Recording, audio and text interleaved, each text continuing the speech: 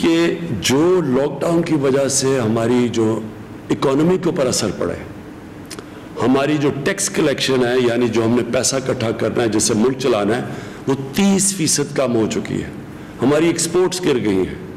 ہمیں آگے خدشہ کہ ہماری جو ریمیٹنسز ہیں جس کے اوپر ہم اپنا خرچہ برداشت کرتے ہیں وہ کم ہو گئی ہیں.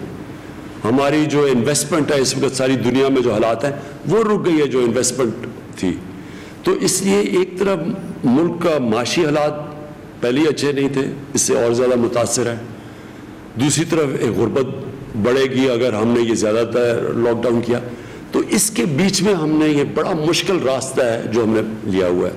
تو مجھے پتہ ہے، میں آپ کو پھر سے کہتا ہوں، آپ سب کا ہمیں احساس ہے، گورنمنٹ کا ہے، سب فکر کرتے ہیں آپ کی ہر قسم کی مدد کرنے کے لیے تیار ہیں.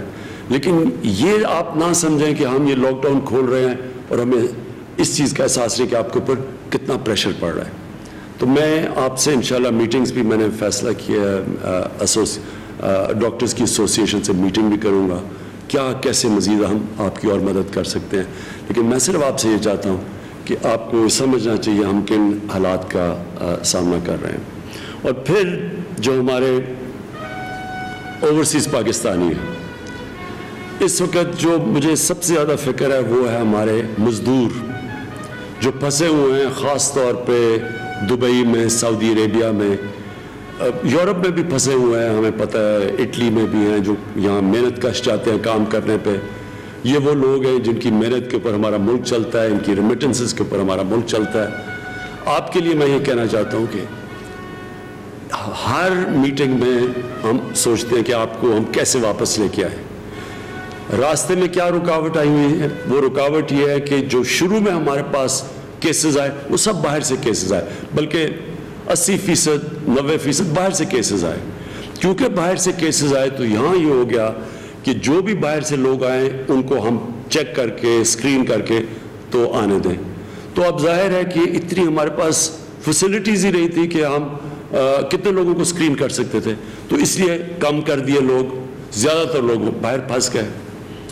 اب ہم سارا وقت سوچتے رہے، اور صوبوں کو خاص طور پہ خدشہ تھا کیونکہ باہر سے ساری وائرس باہر سے آ رہی تھی.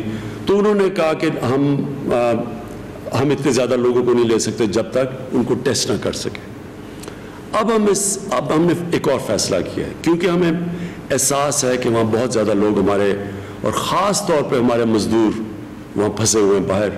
تو اس لیے ہم نے یہاں فیصلہ کیا ہے کہ ہم اب ان کو آنے دیں گے، صرف ان کا ایک ٹیسٹ کریں گے، اور ٹیسٹ کر کے ہم ان کو گھروں پہ جانے دیں گے. اور جس کا ٹیسٹ پازیٹیو نکلا پھر ان کو کہیں گے گھروں میں کوارنٹین کرو. یہ ہمارا فیصلہ ہے اب، اور اس کی وجہ سے زیادہ اور اب ہم لوگوں کو پاکستان لا سکیں گے. تو یہ خوشخبری یہ ہے کہ آج ہم نے یہ فیصلہ کیا کہ زیادہ جو ہمارے مزدور پھنسے ہوئے ہیں، اور وہ ہم سب کو احساس ہے وہ جو وہاں اس وقت دبئی میں اور سعودی عربیہ میں خاص طور پر پھنسے ہوئے ہیں، باقی مڈل ایسٹ میں. تو مجھے خوشی یہ ہے کہ اب ہم آپ کو زیادہ تعداد میں پاکستان لائیں گے. تو آج ہی ہم نے یہ فیصلہ کیا ہے، اور انشاءاللہ آپ دیکھیں گے کہ اگلے دنوں میں آپ کے لیے آسانی ہو جائے گی، پاکستان زیادہ فلائٹس ہو جائیں گی آپ کو ملک میں واپس لانے کے لیے.